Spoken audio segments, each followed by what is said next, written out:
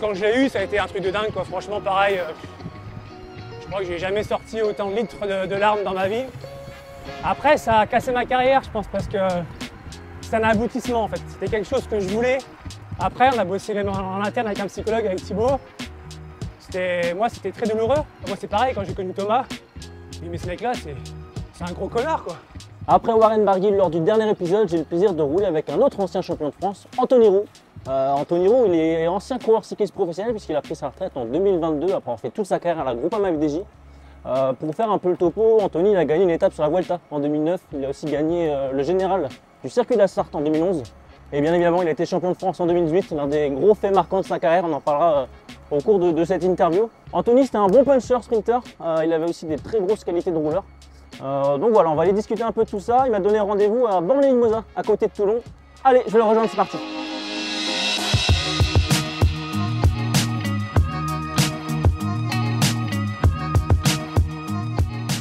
Salut Anthony, comment ça va? Salut, ça va?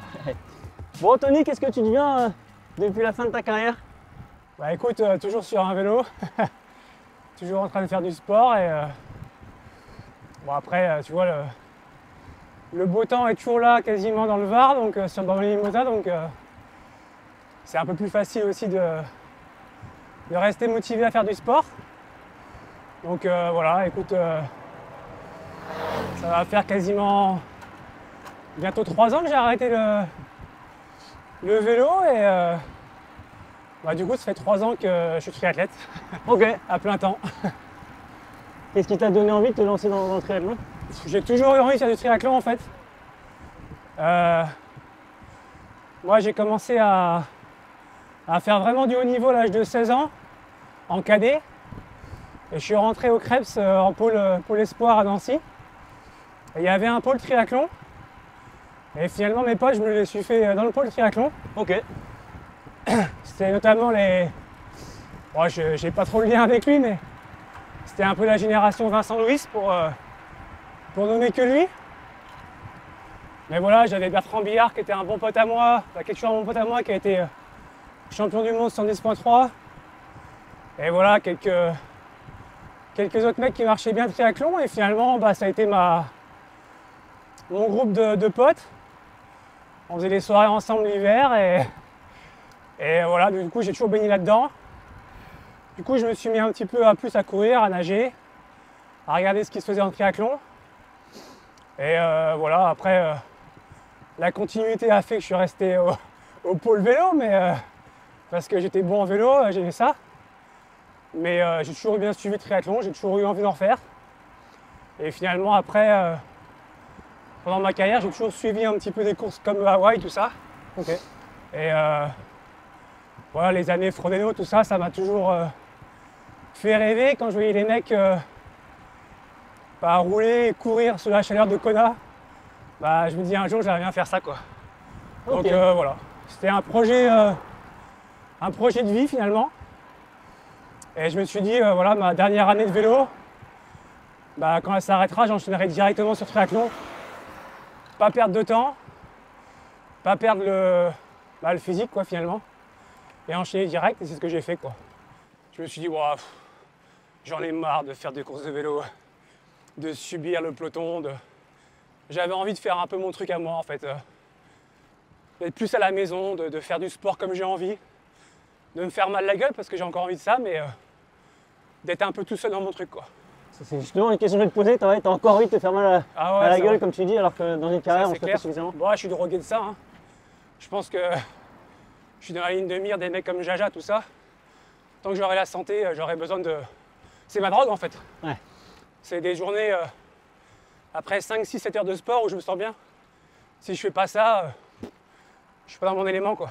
Et aujourd'hui, tu peux te permettre de vivre sans retrouver de boulot derrière? Ou est-ce que tu penses à... Alors moi, j'ai un BESAC, en fait, un brevet d'état d'entraîneur. Ok. En fait, aujourd'hui, je pourrais être soit entraîneur, soit directeur sportif. Ah ok, excellent. Donc ce diplôme, en fait, il me permet d'entraîner. Donc j'ai quelques athlètes que j'entraîne. Voilà, ça va vraiment de l'amateur à un athlète que j'ai qui est professionnel, qui est guide en triathlon avec un non-voyant. Donc voilà, ça me permet aussi d'avoir un petit revenu. Tu veux retenir quoi toi de ta carrière de coureur cycliste professionnel? Ouais, c'est beaucoup de choses, hein, beaucoup de négatifs, beaucoup de positifs finalement.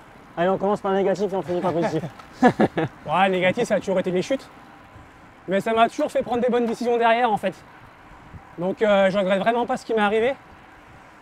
Bon, à part peut-être, voilà, j'en ai une en 2011 qui était vraiment plus grave, où je me suis cassé deux vertèbres. Celle-là, si elle n'était pas là, ça aurait été pas mal aussi. Mais ça m'a fait prendre toujours des bonnes décisions autres le sport, niveau familial. Soit la prise de décision par rapport à créer des enfants, faire des projets. Donc finalement, c'était toujours une bonne chose d'avoir du négatif. Et le positif? Et le positif, bah, c'est les rencontres avec certaines personnes que j'ai connues dans le vélo. Voilà, je me suis fait quand même pas beaucoup de gros amis, mais le peu d'amis que j'ai, je les ai encore et c'est des mecs sans le vélo que j'aurais pas connus. Voilà, je suis encore en lien avec des mecs comme Arthur Vichot, Thibaut Pignot, Alexandre Géniez. C'est des mecs aussi qu'on partage, j'ai beaucoup au téléphone, qui viennent à la maison, donc c'est sympa. Et on a vécu aussi des bons moments en course dans une autre période, je pense, qui est beaucoup plus cool que maintenant. Et ça, je suis aussi content d'avoir vécu des années où on rigolait beaucoup plus. On a fait des Tours de France où on se prenait pas la tête finalement et maintenant c'est impossible.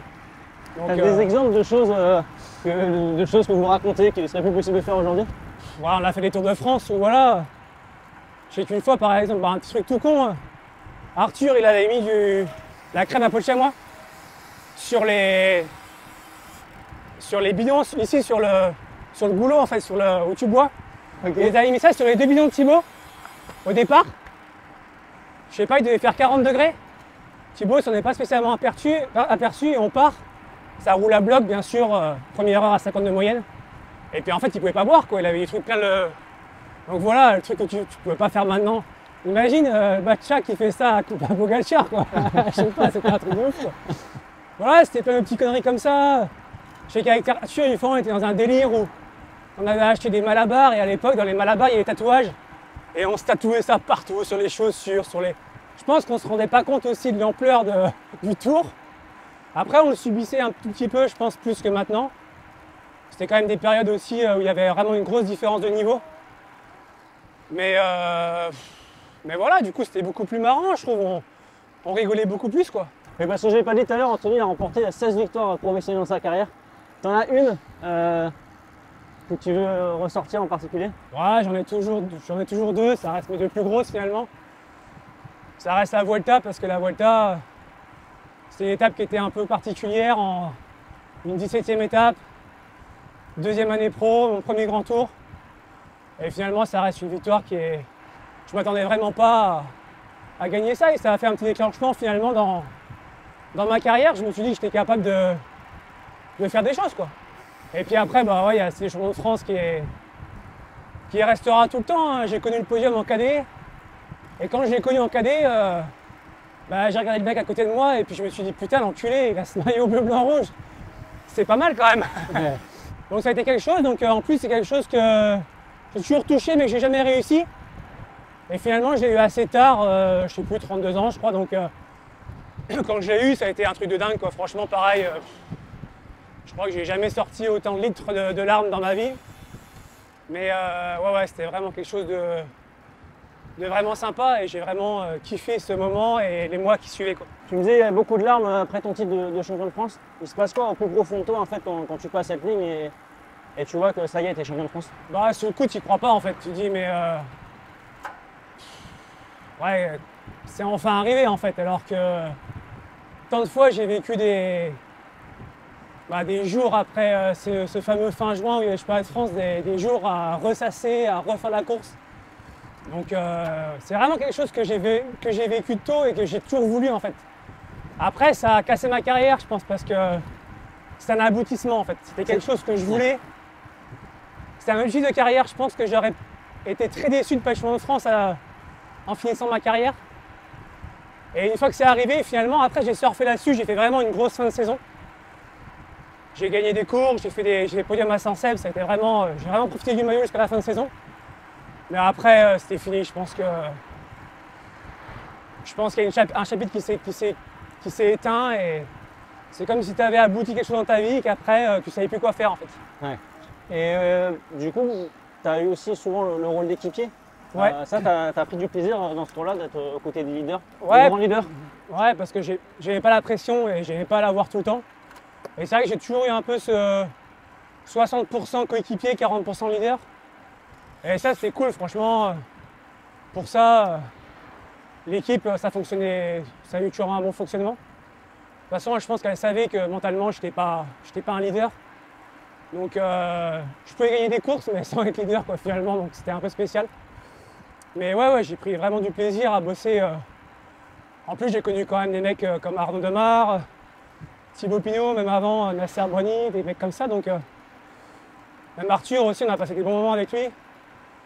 Donc voilà, j'aimais bien, même sur les grands tours, quand tu bossais pour quelqu'un, voilà, tu partais avec un objectif et ça te mettait voilà, un fil rouge et j'aimais bien avoir ce rôle-là, quoi. Ils ont quoi de différent des leaders comme Thibaut Pinot, Arnaud Demar ou Nasser Brony pour citer ceux que tu viens de citer juste avant?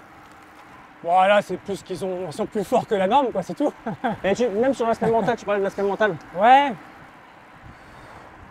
Bah voilà, ils savent aussi créer quelque chose qui fait que tu as envie de travailler pour eux. Voilà, quand tu travaillais pour Arnaud, tu maîtrisais une échappée ou tu envoyais un sprint, tu sais que si tu mettais dans de bonnes conditions et tout le monde bossait bien, normalement il allait mettre au fond, quoi. Donc automatiquement, quand tu es entre guillemets un peu sûr de ton leader, si tes coéquipiers font bien le boulot, bah, ça motive, quoi. Ouais. Et, après, il faut que ce leader-là, justement, ait cette capacité de créer cette envie auprès des coéquipiers, quoi. Et chez Thibaut, par exemple, c'est vraiment l'exception parce que Thibaut, il n'aimait pas être aidé, enfin, pas spécialement. Il n'aimait pas la pression, ça tout le monde le sait, mais il aimait bien vraiment être tranquille. Comme il fait sa vie maintenant, finalement, il est tranquille avec ses vaches et ses animaux. Mais c'était un putain de guerrier dans la tête et il voulait gagner des courses, quoi. Donc finalement, c'était un leader. Parce qu'il ne voulait pas terminer deuxième. Je pense que c'était plus sa sensibilité qui parlait plutôt qu'un truc négatif qu'il avait, en fait. Donc il y a que dans des moments où voilà, on était vraiment pour... c'était important, ou que là, il savait que s'il n'avait pas d'aide, il ne pouvait pas gagner ou il ne pouvait pas être placé. Là, ouais, il était beaucoup plus exigeant et là, c'était cool. Ouais. Mais lui, il était vraiment à part pour ça, parce que tu as des leaders finalement qui, tout le temps, qui ont besoin d'aide, qui veulent tout le temps être aidés, tout le temps être protégés, faire le moins d'efforts possible. Et lui, Thibaut, les efforts, il les comptait pas, quoi. Moi, c'est le seul mec que j'ai connu en tant que leader qui procurait ça, quoi, parce que je pense qu'il a une sensibilité qui est rare dans le vélo, en fait. C'est vrai que normalement, je trouve que le leader dans le vélo est assez personnel. C'est quelqu'un quand même qui imbue sa personne et je pense qu'il faut l'être. Parce que si tu n'as pas cette envie de gagner que toi, de penser qu'à toi, je pense que tu perds un peu le truc du leader, en fait. Tu me disais, Anthony, que Thibaut, il ne demandait pas d'aide. Alors il y a quand même un moment où il avait besoin d'aide à Albi sur la fameuse bordure du Tour 2019. Et cette fameuse séquence capturée par France Télévisions où Thibaut te le reproche de ne pas avoir fait assez les efforts. Est-ce que tu peux nous raconter un peu comment ça s'est passé ce jour-là? Ouais, pour revenir là-dessus, on avait fait aussi un Tour 2018, ou un Giro 2018 aussi, c'était comme ça.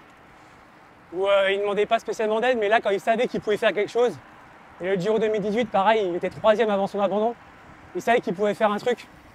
Bah là, il avait besoin d'aide et on bossait super bien pour lui, il était demandeur. Et le Tour 2019, c'est pareil, c'était mis... il y avait une pression autour de ça, hein, que ce soit lui ou l'équipe. Il savait qu'il pouvait vraiment faire quelque chose sur le Tour, jusqu'à possiblement gagner, hein, on ne sait pas ce qui doit se passer. Hein. Ouais. Lui a abandonné, ça aurait pu être quelqu'un d'autre qui était devant lui. Hein. Donc, et c'est vrai qu'il y avait une grosse pression sur le Tour. Au début, il n'y avait pas trop des rôles qui étaient vraiment définis pour savoir qui faisait quoi. Je pense qu'on l'a créé justement, ces rôles-là, après ce courte bordure, finalement, c'était un mal pour un bien. Et c'est vrai que moi, je l'avoue que ce jour-là, voilà, je traînais ma misère derrière, j'avais peur de frotter, d'être trop devant. En plus, ce point était un peu stratégique. Mais ça a fait un coup de gueule à l'arrivée, qui est pas plus mal. Après, oui, c'est filmé, c'est en... Voilà, de toute façon... Ça arrive souvent, ça, finalement, ou pas? Ah ouais, ça arrive souvent. Et puis Thibaut, en fait, il engueule les gens qu'il aime bien, quoi. Il va pas engueuler les gens qu'il aime pas. Et du coup, il a besoin aussi de s'exprimer, de gueuler sur lui. Je veux dire, un mec comme Julien, son frère, il s'en prend plein la gueule, quoi. Donc voilà, c'est juste que là, c'était filmé. France Télé, ils ont bien eu leur petit truc. Ça a fait leurs images. Ça fait partie du truc. Moi, franchement, sur le coup, ça a été très dur quand j'ai vu le truc. Ah oui? Ouais, j'ai bossé pour ça. Après, on a bossé même en interne avec un psychologue, avec Thibaut. Moi, c'était très douloureux. Surtout que, voilà, je pense que de ce groupe, je peux dire que je suis ceux qui aimait le plus Thibaut, quoi. Franchement, c'est vraiment un ami proche, j'adore ce mec. Donc, c'était pas mérité, en fait, ce qui se passait là, parce que c'est qu'un one-shot sur plein de choses. Et en fait, t'as l'impression que le mec, tu perds ton tour à cause de toi, quoi. Et tu t'en prends plein la gueule et les gens, ils se rendent pas compte. Ok, ouais, je l'ai amené avec un ton de vie parce que justement sur les réseaux, même sur Eurosport, ils en rigolent pas mal. Je pensais pas que ça t'avait autant affecté. Ouais, si, ça a été très dur. Comment du coup t'as bossé après avec un psychologue par rapport à ça? Je sais pas si tu veux en parler ou pas. Bah ouais, on avait un psy dans l'équipe en fait. Et moi je travaillais un peu avec, je travaillais avec lui. De temps en temps, on s'appelait et puis on faisait le point sur certaines choses. Du coup, il savait aussi ma relation avec Thibaut. Du coup, il l'a ressenti aussi et puis après on a travaillé là-dessus.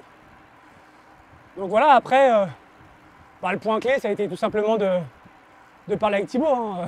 Il y avait un froid du coup après ça? Je te dis, c'était confus parce que lui, en fait, il ne savait pas ce qui s'était passé. Pour lui, il pensait pas à moi sur ce coup-là, tu vois. Ouais. Lui, il avait déjà digéré son tour, sa blessure et le fait qu'il aurait pu faire un truc de ouf. Et sachant qu'il a laissé passer sa chance aussi d'une vie, quoi, entre guillemets, de sportive. Donc je pense qu'il avait beaucoup de choses à digérer. Donc finalement, j'étais un petit tracas dans son gros problème, tu vois. Ouais. Donc finalement, ouais, le tour était en juillet, on a résolu le problème en stage à Tenerife, je crois, en janvier l'année d'après, tu vois. Ok, ah ouais, donc t'as tenu ça, t'as dû garder ça en toi, sur ouais, la course et tout. Une fois qu'on a bossé un peu, moi j'ai bossé avec le psy, qui nous a fait aussi nous rencontrer finalement pour parler du truc. Après, l'abcès a été crevé, et puis voilà, c'était... Après, je te dis, le truc qui était le plus chiant, c'est quand tu lisais des trucs où tu disais le TTO, c'est toujours resté en fait, finalement, tu vois. Mais écoute, finalement, les années écrasent des choses finalement, et maintenant. C'est passé ou t'as encore ce petit truc? Ouais, non, c'est passé. Je te dis, j'en veux juste. Je pense que j'en veux juste à France Télé, quoi. Ok, ouais. Parce qu'il n'y a jamais eu derrière de. Ils ne sont jamais aperçus de grand chose en fait. Je trouve ça dommage quand tu es à l'intérieur d'un sport et que tu crées finalement un montage lié au sport et que tu es une chaîne sportive, de ne pas comprendre le côté humain du sport et de profiter de quelques actions pour faire de l'audience en fait. Ouais. Je trouve ça un peu dommage. Mais après, comme je te dis, c'est la vie quoi en fait. Et vous, sur le Tour 2019, comment ça se passe l'étape de Tignes? Alors, l'après-abandon, puis il y avait une autre étape, et enfin l'étape des Champs. Vous avez envie d'aller sur le vélo à ce moment-là? Comment ça se passe? Ça reste un Tour de France quand même? Ouais, est-ce que tout le monde est terminé? Ouais, déjà quand il abandonne, c'était horrible. Déjà quand on le voit s'arrêter, moi je me rappelle, c'est pareil, c'est parti à bloc. Pas normal quoi, les dernières étapes de montagne du Tour. Et là on est en tant que de laser avec William et on le voit à la dérive, du coup William s'arrête. Moi je comprends pas, je suis là, je dis mais qu'est-ce qu'il fait? Ça va revenir, tu vois, en fait tu crois pas que le mec il va abandonner en fait. Ouais. En plus nous on savait pas grand chose en fait sur sa douleur. Ah oui, même au sein de l'équipe? Ouais. Non, pas à ce point-là en fait, on pensait pas que c'était de là à plus pédaler et puis de là à arrêter quoi. Et après quand on a su qu'il avait abandonné, c'était horrible de finir l'étape comme ça. C'était trop dur. Trop dur de... En fait, tu pédalais, mais tu as l'impression que tu étais comme ça, tu subissais en fait. Ouais. Et en plus, l'étape a été annulée, c'était vraiment une journée de merde. Et le lendemain, ouais, après, pour repartir, ouais, c'est pas simple quoi. toute façon, on avait vécu la même chose sur le Giro, hein, Oui, ouais. quand il abandonne et que le lendemain, il faut repartir. C'était, ouais, c'est... Tu sais plus pourquoi tu finis le tour, en fait, tu vois. Tu te dis juste, bah, tu fais l'étape et après, basta, et on rentre à la maison et puis on oublie tout ça, quoi. Kilomètre 38, Anthony. On démarre la difficulté de la journée. Putain, t'as déjà une bande de plus que moi, toi. Où est-ce qu'on est? Là, au pied du col du Babaou. Et ouais, c'est le petit col de Bormes, quoi. Le petit col que tout le monde connaît s'il vient ici, quoi. C'est... De toute façon, là, on fait le tour un peu des vacanciers, hein. Pas du Cerf Babaou, c'est le tour habituel. Et ouais, c'est un petit col assez sympa. Pas trop dur, qui monte 6 km. Avec une belle vue au-dessus sur la Méditerranée et les îles d'Or. Donc ouais, c'est agréable. Très agréable. On va pas se plaindre. On va se régaler alors. Ouais. Est-ce que tu peux me parler de mon parcours propre? Ouais, bah écoute, c'est un petit truc que j'ai lancé ouais, il y a longtemps maintenant. Ça doit faire peut-être après que j'étais champion de France, en 2019-2020. Et en fait, bah, c'est ici tout simplement, bah, dans ce tour-là d'ailleurs, le tour qu'on fait. Je voyais toujours des petits trucs sur le bord de la route, des canettes, des bouteilles de bière. Et à chaque fois que je passais, je me dis putain, les gens ils sont dégueulasses quoi. Ils mettent ça là. Hop, le lundi je dis ça, le mardi je reviens, je dis pareil, le mercredi pareil. Puis à un moment donné je me dis mais prends-la la bouteille. Demain elle y sera plus tu vois. Et moi tu vas partir faire la réflexion. Donc je me suis dit allez le lendemain je prends mon sac à dos. Et puis je le remplis tant que je peux tu vois. Et j'ai fait ça quoi, donc et après je me suis dit bah pourquoi pas créer une genre de communauté quoi, pas une communauté mais un petit défi où chacun aurait son parcours, que ce soit à vélo, à pied ou en courant ou quand tu promènes ton chien. En fait on a tous un tout petit parcours qu'on fait tout le temps. Et en fait c'est de le rendre le plus beau possible visuellement, sans déchets. Donc, voilà. Et ça l'entraînement, c'était pas contraignant de s'arrêter Toi, pour moi, c'est le plus important, entre guillemets. Je le faisais en sortie de récup. Ouais. Toi, j'entrais de course, je prenais mon sac. Et puis, bah, ce tour-là, je vais le faire en 2 heures, je le faisais en 2h30, 3 heures, mais c'est pas grave, tu vois. Je remplissais mon sac. Une fois qu'il était un peu plein, j'arrêtais. Et puis, bah, j'allais au tri, je mettais tout et puis je rentrais à la maison, tu vois. Et puis, je le fais encore. Maintenant, je le fais pas mal en roller, je trouve ça beaucoup plus sympa. Ah ouais, ok. Ouais. On a une piste cyclable aussi qui est sur Bormes, qui est souvent un peu sale. Et pareil, je trouve que c'est encore plus simple finalement parce que tu as le sac qui est là, tu t'arrêtes, tu prends le déchet et tu repars. C'est plus simple qu'à vélo en roller, c'est encore mieux. Et donc vous allez voir qu'on avait des beaux maillots aujourd'hui, des maillots de la marque Vélor, qui sponsorise la vidéo, on les remercie. Est-ce que tu peux nous en dire un peu plus sur Vélor, Anthony? Ouais, bah pareil, on a eu le contact en fait par rapport à leur esprit et le mien. Et bah, c'est une marque qui est 100% écolo et en fait recyclable. Mais maintenant là ils ont fait la nouvelle collection qui est fait 100% finalement avec des maillots récupérés. Donc en fait ils prennent des maillots de vélo, des anciens, ils retissent en fait, ils reprennent le tissu, ils refont des bandes de fil en fait, ils créent du fil et ils refont des maillots. Donc voilà c'est un recyclage finalement 100%, c'est un cercle en fait, cercle recyclable. Et voilà, donc du coup, moi je trouvais ça super intéressant. Eux aimaient bien aussi mon projet. Et voilà, la marque est un peu récente, donc c'était aussi sympa de développer aussi la marque sur le textile, la coupe du maillot. Et là voilà, on commence à avoir une gamme qui est vraiment bien fitée, qui est agréable à porter. Un cuissard avec une peau de chamois qui est super agréable. C'est le souci que j'ai eu toute ma carrière, je crois. Quand tu es dépendant d'une marque et que la peau de chamois ou la selle ne te va pas, c'est très dur. Et là, ouais, du vécu que j'ai eu en peau de chamois, je peux dire que la peau de chamois Vélor, elle est très très bien. Voilà, je pense que les gens ce qu'ils recherchent maintenant aussi, c'est d'être beau sur un vélo. Et je pense que c'est ce qu'on réussit à faire avec Vélor. Tout en ayant ce petit plus d'avoir cet esprit écolo finalement, de rouler avec un maillot qui a été recyclé. Et même les gens peuvent envoyer leur ancien maillot à Vélor. et avoir finalement un bon de réduction pour avoir le nouveau maillot. Parce que finalement, l'ancien maillot, le jeter, bah, du coup, on va le recycler et recréer un maillot tout neuf. Donc, ce qui m'est souvent arrivé pendant ma carrière, c'est vrai que tu jettes pas mal, que ce soit vraiment ceux que nous, dans l'équipe, on était souvent tout blanc. Donc c'est vrai qu'après beaucoup de courses sous la pluie, tout ça, le maillot il est gris. Ou les chutes, c'est une grosse chute, bah, le maillot tu peux plus rien en faire quoi. Bah là si, tu peux en refaire, tu redonnes à Vélor, et Vélor il recrée un maillot. Ouais, ah, c'est excellent. Et je glisserai un petit lien avec le lien vers Vélor pour ceux qui s'intéressent. Est-ce que tu as une anecdote ou un truc sur ta carrière que tu n'as jamais raconté? Donc l'étape de la Vuelta, je te dis on part échapper à 7. Je pense qu'il faisait pas moins de 40 degrés. C'était vraiment très chaud. Et bon, je ne cite pas le directeur sportif, enfin, j'espère qu'il ne m'en voudra pas, mais en fait il vient à ma hauteur et il me dit oh Denis tu gères, hein, t'en fais pas trop. Là franchement ça peut aller au bout. Et en fait je lui dis mais je sais que c'est.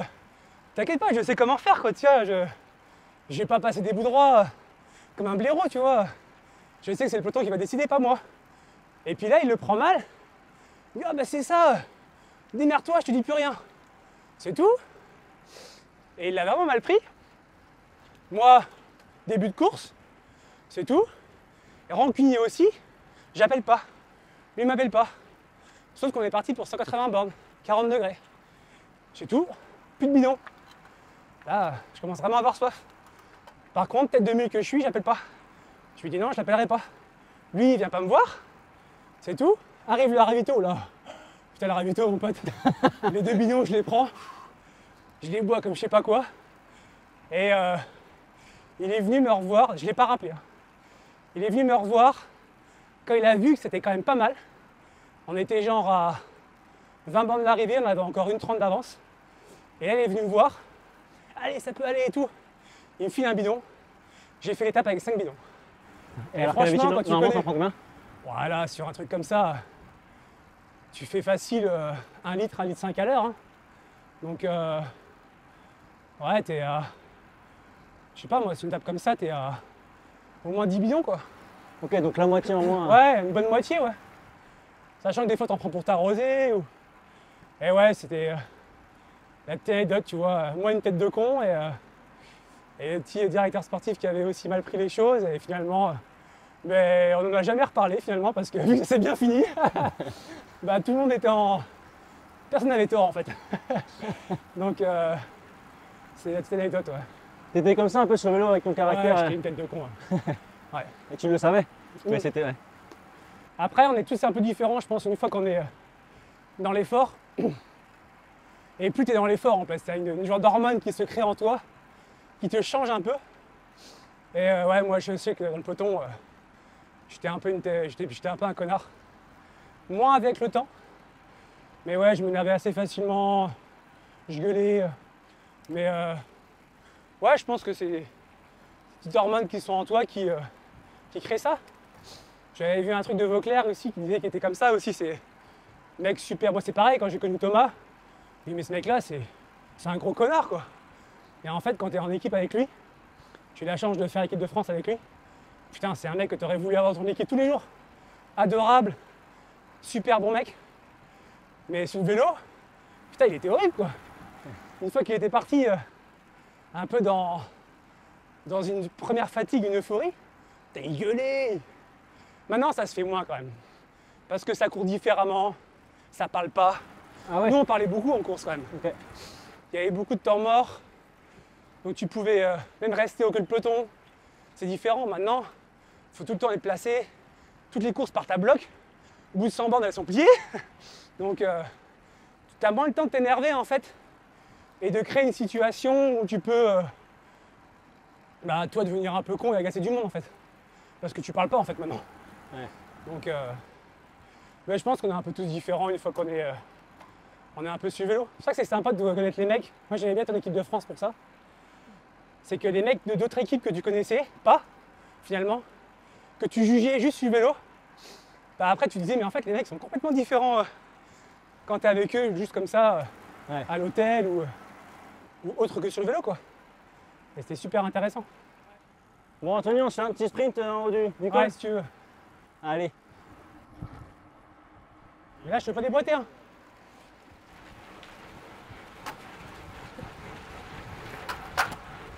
Ah, j'ai des bons restes.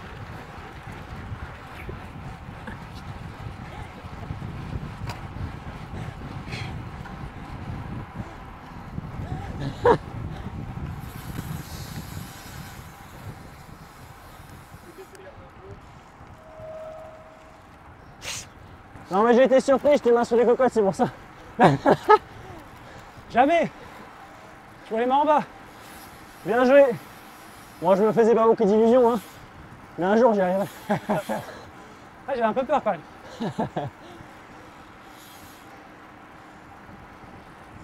Ah, 1280, tu vois, j'arrive encore à faire des trucs. Hein. Ouais. J'en fais plus trop des trucs d'entraînement, mais bon. Tu pèses combien là? Je fais comme avant. 73 kilos. Ok. Et toi dans ta carrière, t'as toujours une bonne pointe de vitesse? Ouais. Puncher, sprinter? C'est un truc que tu as eu en toi ou est-ce que tu l'as vraiment beaucoup travaillé? Ah, je l'avais, et puis après, je le travaillais, quoi. Ouais. Moi, j'avais vraiment les sprints longs. Ok. J'étais vraiment bon sur du lactique, en fait, sur du 30 secondes. C'est pour ça que généralement, je lançais mon sprint assez loin. C'est pour ça que tu as voulu me lancer à 300 mètres? Ouais, hein. c'est pour ça. J'ai pas un gros, tu vois, là, c'est des fois ce que je faisais, hein. J'avais des pics à 1003, 1004 chez les pros, ce qui est rien hein, par rapport à certains. Mais j'arrivais à tenir 1000 watts sur 30 secondes, tu vois. Ah ouais. Donc, et en fait, ce que je faisais à l'entraînement, j'arrivais vraiment à le faire aussi en course. Donc, même avec une pré-fatigue de 5-6 heures, j'arrivais à refaire les mêmes sprints qu'en entraînement. Ah c'est cool ça. Ouais. Warren Tu il vois, m'expliquait pareil. Bah ouais, je pense que c'est une résistance que tu as. Alors quand tu es en stage en début de saison, bah en fait tu dis je suis pas un bon sprinter. Même au niveau lactique, t'es pas un ouf. Sauf qu'en course, bah, quand les mecs mettent quelques watts en moins parce qu'ils ont la fatigue, toi tu restes toujours pareil, ce qui fait que tu fais un peu la différence, quoi. Ok ouais. Mais ouais, c'est vraiment ce que j'aimais bien, c'était fort violent en fin de course quand t'es un peu cramé là. Ça j'aimais bien.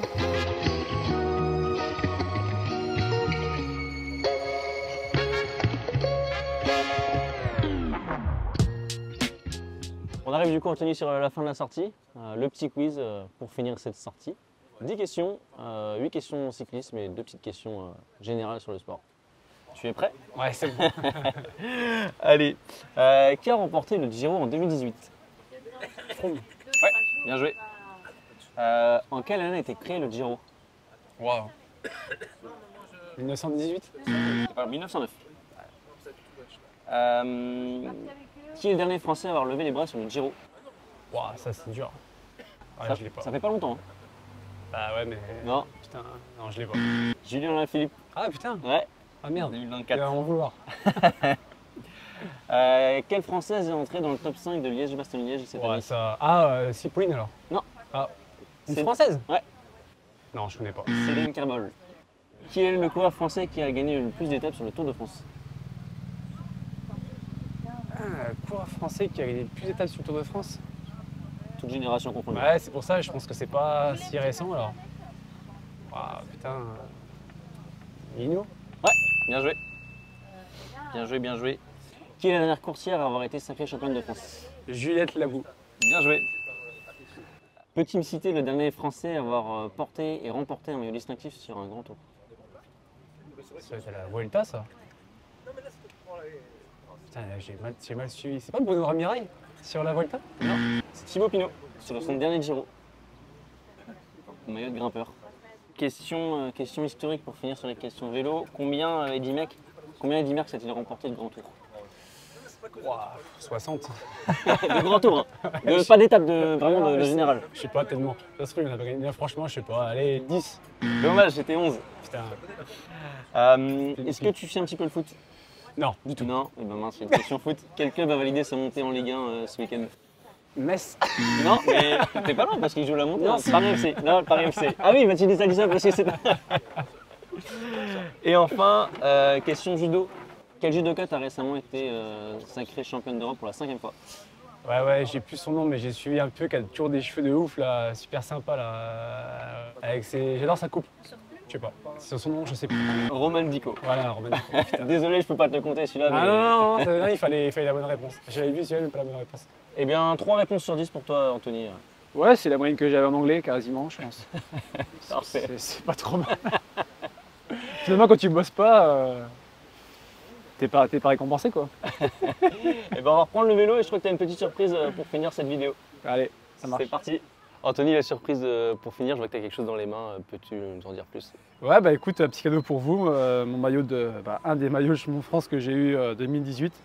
Et en plus dédicacé. Et en plus dédicacé. Un peu vintage maintenant, du coup, ça va faire 7 ans. Mais donc voilà, cadeau. Parfait, merci. Et c'est retrouvé du coup sur le compte Instagram d'Android.